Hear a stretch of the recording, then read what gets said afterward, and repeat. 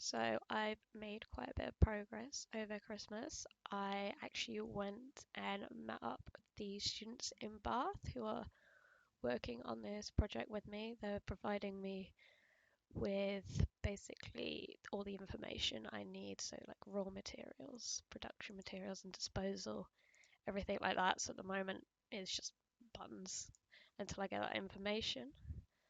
So you'll click on a button and then you will get basically what the item is and then a bit description and then the three values and how it will affect it and the cost.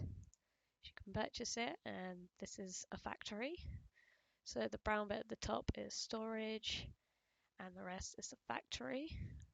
So raw materials there has to be placed in storage because it's not an actual machine.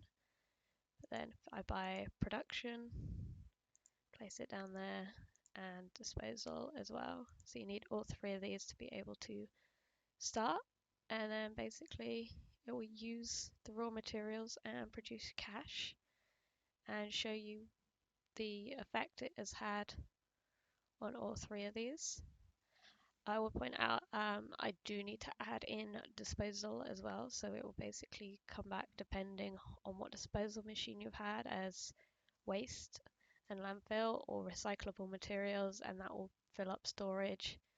So it should produce more raw materials, but then you can just buy more, place them in, buy a few, and just start turn. There are quite a few things I still need to add in.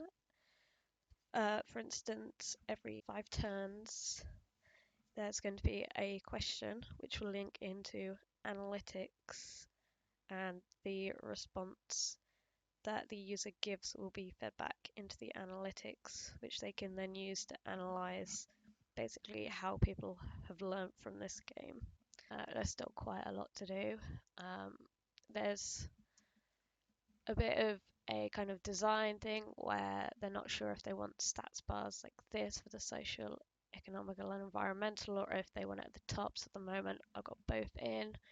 So when I show them the prototype, they can pretty much decide, and I can take one out, and it's not going to be that difficult.